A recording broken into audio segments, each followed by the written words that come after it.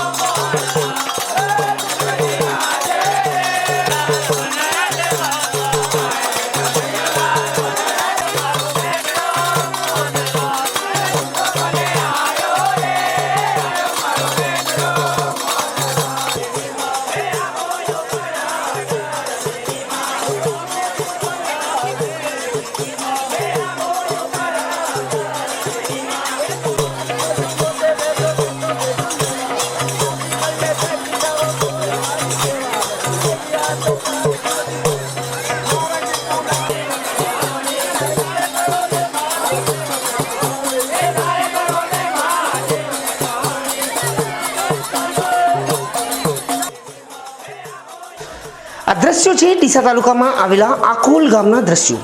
આ દ્રશ્યો છે આધુનિક યુગમાં પણ ભજવાઈ રહેલી ભવાઈના દ્રશ્યો। આખોલ ગામમાં લગભગ 250 વર્ષથી પ્રાચીન ભવાઈ ભજવવામાં આવે છે અને આ ભવાઈ નિહાળવા માટે દૂર દૂરથી હજારોની સંખ્યામાં લોકો પણ આવે છે। આજના આધુનિક યુગમાં મોટાભાગના લોકો ભવાઈને ભૂલી ચૂક્યા છે, પરંતુ ભવાઈ મનોરંજનની સાથે સાથે મીડિયાના માધ્યમ તરીકે પણ વર્ષોથી પ્રચલિત રહી ચૂક્યું છે।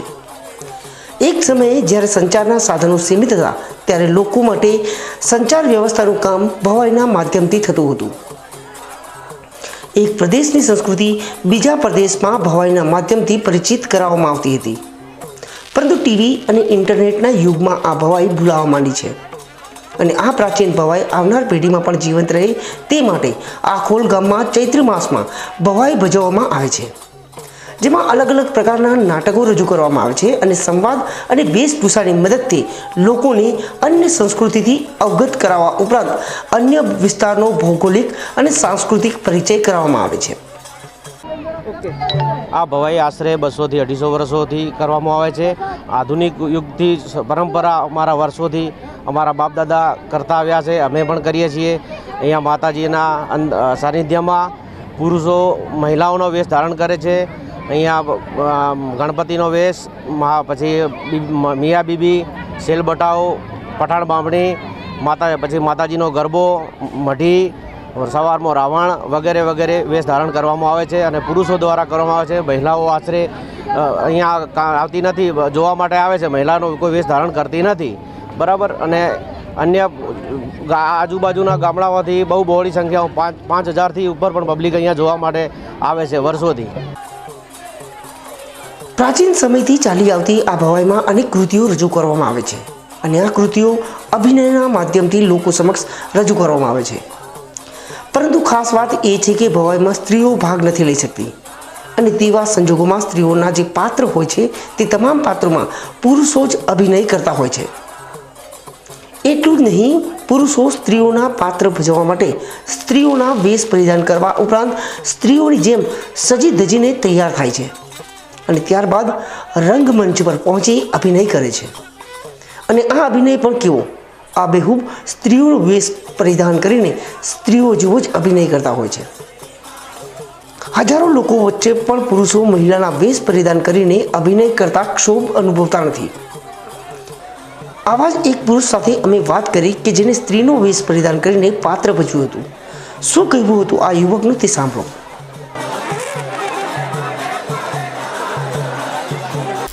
અમે પુરુષો છીએ, બરાબર। અમે સ્ત્રીઓનો વેશ ધારણ કરીએ છીએ, 250 વર્ષથી કરીએ આવીએ છીએ, બરાબર। અને આ વેશ અમે સ્ત્રીઓને કોઈ ભાગ લેતી નથી, આમાં પુરુષો જ વેશ ધારણ કરે છે। અમે આખોલ ગામમાં ભજવાતી ભવાઈનો ઇતિહાસ સદીઓ જૂનો છે અને સદીઓ બાદ સંસ્કૃતિઓમાં પરિવર્તન જોવા મળતું હોય છે, પરંતુ આખોલ ગામમાં જાણે સમય થંભી ગયો હોય તેમ આજે આધુનિક યુગમાં પણ ભવાઈનું પ્રાચીન સમયની જેમ જ આયોજન થાય છે અને નવી પેઢી પણ એટલા જોમ અને જુસ્સાથી ભવાઈ ભજવે છે। આજે પણ પ્રાચીન વાજિંત્રોનો ઉપયોગ થાય છે. પ્રાચીન ભવાઈમાં અભિનય કરતા કિશોર વયના લોકો સાથે અમે ખાસ મુલાકાત કરી.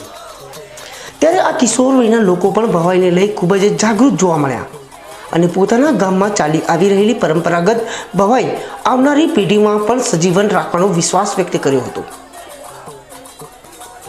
છેલ્લા કેટલાક વર્ષોથી વિશ્વ આધુનિકતાના રંગે રંગાઈ રહ્યું છે અને તેની અસર હવે ભારત અને ભારતના ગામડાઓમાં પણ જોવા મળી રહી છે.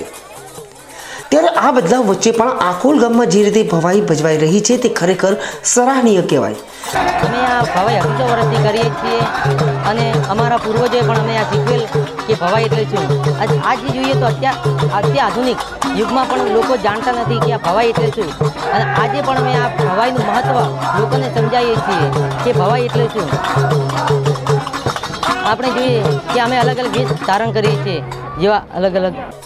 કારણ કે ભૂલાતી જતી સંસ્કૃતિને જો નાનકડા ગામના લોકો પણ ગંભીર સમજીને જીવંત રાખવાનો પ્રયાસ કરી રહ્યા હોય, ત્યારે શિક્ષિત અને શહેરી લોકો પણ ભારતની ભૂલાતી જતી સંસ્કૃતિને જીવંત બનાવવા માટે આગળ આવવું જરૂરી છે, જેથી ભૂલાતી જતી ભવ્ય ભારતીય સંસ્કૃતિને એકવાર ફરી જીવંત કરી શકાય. આજના સમયમાં મીડિયાનું માધ્યમ એટલે કે ઇલેક્ટ્રોનિક મીડિયા, પ્રિન્ટ મીડિયા અને ડિજિટલ મીડિયા. પરંતુ એક સમય એવો પણ હતો કે જ્યારે ભવાઈને મીડિયાનું સૌથી શ્રેષ્ઠ માધ્યમ માનવામાં આવતું. પરંતુ જેમ જેમ સમય બદલાતો ગયો તેમ તેમ મીડિયાનું આ શ્રેષ્ઠ માધ્યમ એટલે કે ભવાઈ ભૂલાવા હાથમાં આવી. અત્યારની વાત કરીએ તો અત્યારે પણ બનાસકાંઠા જિલ્લામાં એક એવું ગામ આવેલું છે કે જ્યાં હજુ પણ ભવાઈ જીવંત છે. સદીઓથી ચાલી આવતી આ ભવાઈ દર વર્ષે ચૈત્રી પૂનમના યોજવામાં આવે છે. ડીસા તાલુકામાં આવેલા આખોલ ગામમાં આ ભવાઈનું કૃતિ રજૂ કરવામાં આવે છે. ભવાઈ રજૂ કરવા પાછળનો હેતુ માત્ર ને માત્ર એટલો છે કે આ ગામમાં જૂની પરંપરા જળવાઈ રહી. તમને જાણીને નવાઈ લાગશે, અત્યારે આ ભવાઈને નિહાળવા માટે હજારોની સંખ્યામાં ભીડ પણ ઉમટી રહી છે. અહીં પ્રૌઢ વયના લોકો તો હોય છે, સાથે સાથે નાના ભૂલકાઓ પણ આ પરંપરાને જાળવી રાખવા માટે અત્યારથી આ ભવાઈમાં જોડાઈ રહ્યા છે અને નવી પેઢીમાં પણ ભવાઈનો એક જોમ અને જુસ્સો જોવા મળી રહ્યો છે. આ ભવાઈની વિશેષતા તો એ છે કે આ ભવાઈમાં જે પાત્રો ભજવવામાં આવે છે તે પાત્રોમાં કોઈ મહિલાઓ ભાગ લઈ નથી શકતી, ત્યારે તે પાત્રોમાં મહિલાઓના પાત્રો પણ પુરુષો જ ભજવે છે. પુરુષો મહિલાઓના વસ્ત્રને પરિધાન કરે છે અને ત્યારબાદ મહિલાઓના પાત્રો ભજવતા હોય છે. લગભગ 250 વર્ષથી ચાલી આવતી આ પરંપરા આખોલ ગામમાં આજે પણ પર્યાપ્ત જોવા મળી રહી છે. એટલે કે કહી શકાય કે આખોલ ગામમાં આજે પણ સમય 250 વર્ષ પહેલાં થંભી ગયો હોય. આજે દેશ અને દુનિયા ભલે આધુનિકતાના રંગે રંગાઈ ગઈ હોય, આ ગામ પણ આધુનિક ગામ બની ગયું છે. પરંતુ આ ગામની ખાસ વાત એ છે કે આ ગામે પોતાની પરંપરાને આજ પણ જાળવી રાખી છે. દિશાથી ટીકેની ચેનલ માટે હરેશ ઠાકોર.